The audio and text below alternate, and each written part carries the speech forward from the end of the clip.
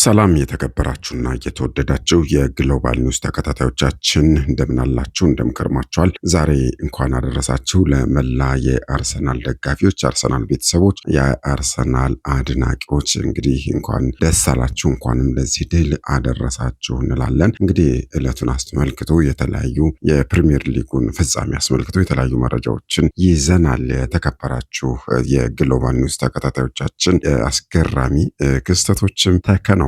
የፕሪሚየር ሊጉን መጠናቀቅ ተከትሎ እንዳጠቃላይ እንግዲህ የሚጠበቁ ክለቦች ወርደው የሚጠበቁ ቡድኖች ነጥብ ጥለው እንግዲህ ያልተጠበቁት ደግሞ ነጥብ ተጋርተው የወጡበትን ሁኔታ እናያለን። እንደዚሁም ደግሞ የተለያዩ እንግዲህ ድባቡ በተለይም በአዲስ አበባ የተለያዩ ስፍራዎች ላይ ምሽቱ በደጋፊዎች ደመቅመቅ ብሎ ነው ያመሻው። ከወደ ኡጋንዳም እንግዲህ አንድ አስገራሚ ክስተት ሰምተናል።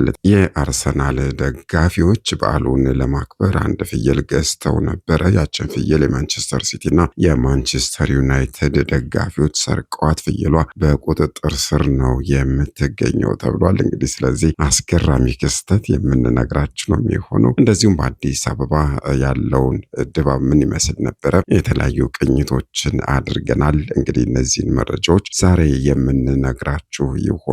የተከበራችሁ የግሎባል ኒውስ ተከታታዮቻችን ቻናላችንን ሰብስክራይብ እና ላይክ እያደረጋችሁ እስከ ዝግጅታችን ፍጻሜ አብራችሁን እንድትሆኑ እንጋብዛለን። እኛ በዚሁ ወደ መረጃችን የምናልፍ ነው የሚሆነው። የእንግሊዝ ፕሪሚየር ሊግ ፍጻሜ አርሰናል በድል ሲያጠናቅቅ ቶትናም በሊጉ መትረፉን አረጋግጧል። ማንቸስተር ሲቲ ደግሞ ሽንፈት አስተናግዷል። የ2025/26 የእንግሊዝ ፕሪሚየር ሊግ የውድድር ዘመን ዛሬ በአንድ ሰዓት በተደረጉ 10 ጨዋታዎች እንግዲህ ፍጻሜውን ሊያገኝ ችሏል።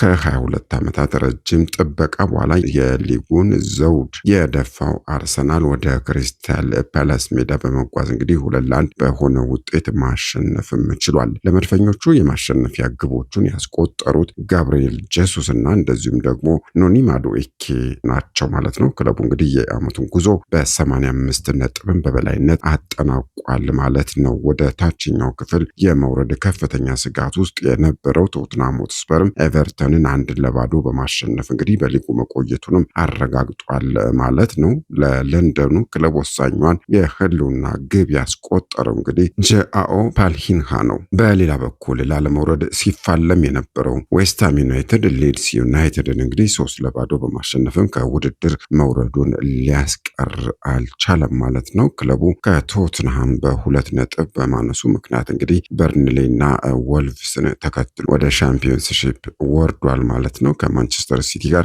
ለመለያየት የወሰነው አሰልጣኝ ፔፕ ጋርዲዮላ እንግዲህ በመጨረሻው የሊጉ ጨዋታ በአስቶን ቪላ 2-0 በሆነ ውጤት ሽንፈት ገጥሞታል ማለት ነው። እንግዲህ ይሄ የማይጠበቅ ነበረ። ሲቲ ያሸንፋል ብለው ነበር እንግዲህ የብዙዎች ግምት። ያ ሳይሆን ቀርቶ ሲቲ ተሸንፏል ማለት ነው። ታዋቂ ተጫዋቾችን ሞሐመድ ሳላህን እና እንደዚሁም ደግሞ አንዲ ሮበርትሰንን በክብር ያሰናበተው ሊቨርፑል ከብሬንትፎርድ ጋር ያደረገውን ጨዋታ በአቻ ውጤትም ማጠናቀቅ ችሏል ማለት ነው። ለአሰልጣኝ ማይክ ካሪስ የ1 ዓመት ተጨማሪ ውል ያበረከተው ማንቸስተር ዩናይትድ እንግዲህ ብራይተንን ከሜዳው ውጪ 3-0 በሆነ ሰፊ ውጤትም ማሸነፍ ችሏል። በዚህ ጨዋታ ላይ እንግዲህ አንድ ግብ አስቆጥሮ ለሌላው ደግሞ አመቻችቶ ያቀበለው ቡርኖ ፈርናንዴዝ አዲስ ታሪክም አስመዝግቧል። በትናንትናው ዕለት ቡርኖ ፈርናንዴዝ እንግዲህ መመረጡ የሚታወስ ነው። ፖርቹጋላዊ አማካይ በአንድ የውድድር ዓመት ውስጥ እንግዲህ 21 ግብ የሆኑ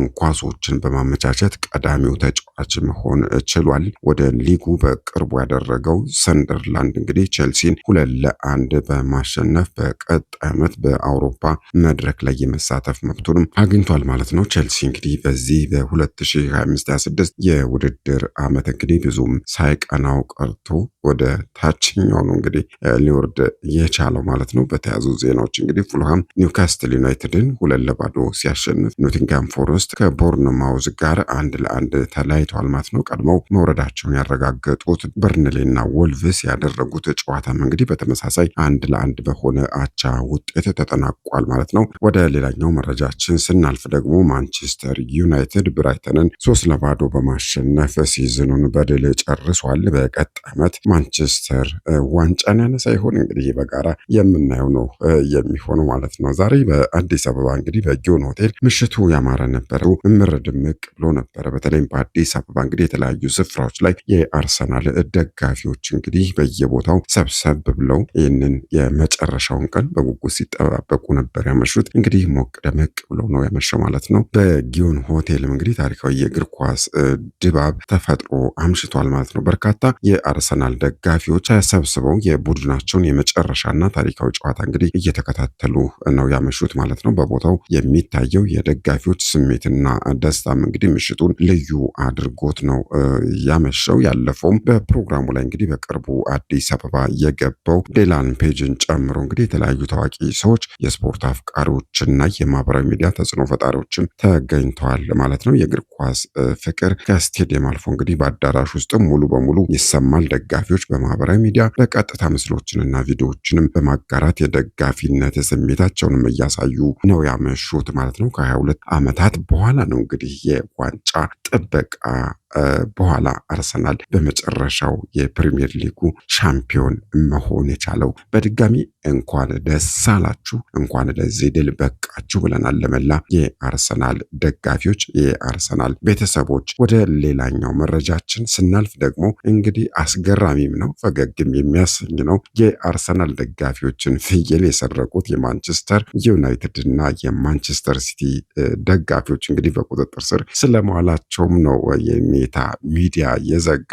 የእግር ኳስ ደጋፊዎች እልህና እንግዲህ ፉክክር በዚህ ሳምንት በተለይም በኡጋንዳ የተለየና እጅግ አስቂኝ መልክ ይዞ ብቅ ብሏል። እንግዲህ ባለፈው ጊዜም አንድ ፓስተር በዛው በኡጋንዳ የሚገኝ አንድ ፓስተር አርሰናል ዘንድሮ ዋንጫ አይበላም ብሎ እንግዲህ ቃሉ ሳይሳካለት ሳይሰምርለት ቀርቷል። ለዛም ሲባል እንግዲህ ይቅርታ መጠየቁን የሚታወስ ነው። ዛሬም እንግዲህ ይህ ክስተት ተከስቷል በዛው በኡጋንዳ ማለት ነው። በማሳካ ከተማ የአርሰናል ደጋፊዎች ለድል ማክበር የገዟትን ፍየል የሰረቁ አንድ የማንቸስተር ዩናይትድ እና አንድ ደግሞ የማንቸስተር ሲቲ ደጋፊዎች ባለፈው ሐሙስ ዕለት እንግዲህ በፖሊስ ቁጥጥር ስር መዋል ችለዋል ማለት ነው። ይህ በማህበራዊ ሚዲያ ላይ ከፍተኛ መነጋገሪያና መሳለቂያ የሆነው ክስተት የተፈጠረው ደግሞ አርሰናል ከ22 ዓመታት ረጅም ጥበቃ በኋላ የዘንድሮውን የ2026 የእንግሊዝ ፕሪሚየር ሊግ ዋንጫን ማሸነፉን ተከትሎ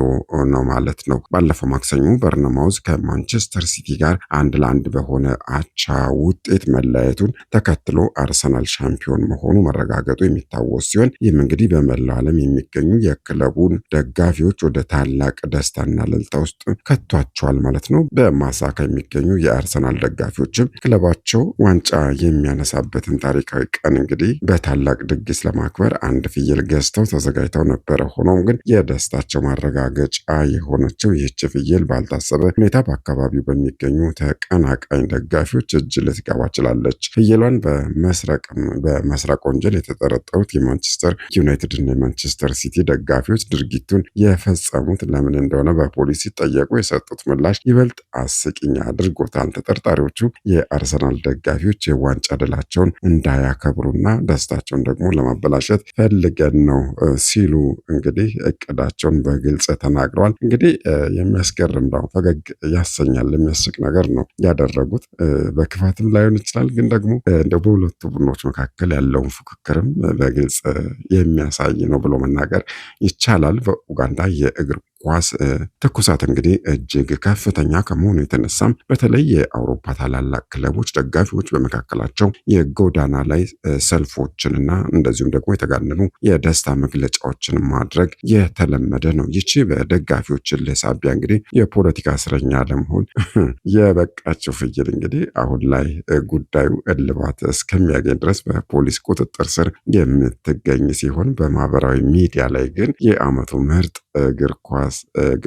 እግር ኳሳዊ ስርቆት በሚል መነጋገሪያ ሆና ቀጥላለች። የተከበራችሁ የግሎባል ኒውስ ተከታታዮቻችን ትላላችሁ እናንተስ ስለ ጉዳዩ? እስኪ ኮመንት ላይ አስቀምጡልን። ወደ ሌላኛው መረጃችን ስናልፍ ደግሞ የደቡብ ሱዳን ዋና ከተማ ማምሻውን እንግዲህ እንደዚሁ ሞቅ ደመቅ ብላ አምሽታለች። በመድፈኞቹ ደጋፊዎች ተጥለቅልቃ ነው ያመሸችው። አርሰናል እንግዲህ ከ22 ዓመታት በኋላ ረጅም ጥበቃና ፈታኝ ጉዞ በኋላ ነው የእንግሊዝ ፕሪሚየር ሊግ ሊግ ሻምፒዮን በመሆን መሆኑን ተከትሎ በምስራቅ አፍሪካ የሚገኘው የደጋፊዎች ደስታ ማዕበል ድንበር ተሻግሮ ደቡብ ሱዳን ደርሷል። በደቡብ ሱዳን የሚገኙት እልፍ አላፍ የአርሰናል ደጋፊዎች ክለባቸው ያስመዘገበውን ታሪካዊ የዋንጫ ድል ለመግለጽ በሺዎች የሚቆጠሩ ሆነው ወደ አደባባይ ወጥተዋል። ታላቁና ደማቁ የድል አከባበር ስነስርዓት ደግሞ የተካሄደው በሽርካት በሚገኘው ታዋቂ የኤፒቲ ማዕከል ሲሆን ደጋፊዎቹ እንግዲህ ከሁለት አስርት ዓመታት በላይ የዘለቀውን የስቃይና የትዕግስት ጊዜ በደማቅ ጭፈራና በእልልታ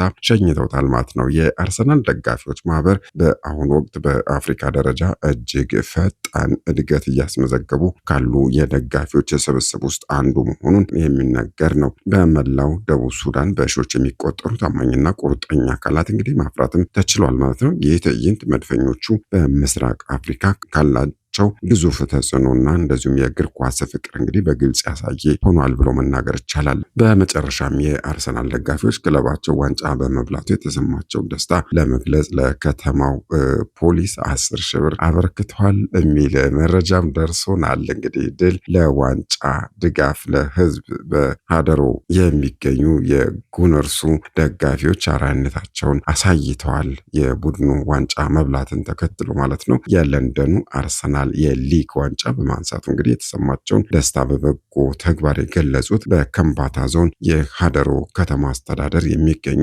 የአርሰናል ደጋፊዎች ለከተማው ፖሊስ ጽሕፈት ቤት ግንባታ የሚውል የ10 ሺህ ብር የገንዘብ ድጋፍም አድርገዋል ማለት ነው። ክለባቸው ሜዳ ላይ ድል ሲቀዳጅ እነሱ ደግሞ በከተማው የበጎነት ዋንጫን አንስተዋል። ደስታን ከልማት ጋር አጣምረው ደግሞ ለህብረተሰቡ ደህንነት መቆማቸውንም ያሳዩት እነዚህ ወጣቶች በእውነት ሊበረታቱና ሊመሰገኑ ይገባል። የእግር ኳስ ፍቅር ለበጎ ተግባር ሲውል እንዲህ ያምራል። ለሌሎች ደጋፊዎችም ማህበራትም ትልቅ አርአያ ነው ብሎ መናገር ይቻላል። በዚሁ እናበቃለን። የተከበራችሁ የግሎባል ኒውስ ተከታታዮቻችን መረጃዎቻችን እነዚህ መስሎ ነበረ። ምሽቱ ያማረ ይሁንላችሁ፣ ድላችሁን አጣጥሙ ብለናል። ለመላ የአርሰናል ደጋፊዎች ሰብስክራይብ፣ ላይክ እያደረጋችሁ ቤተሰብ ሁኑ።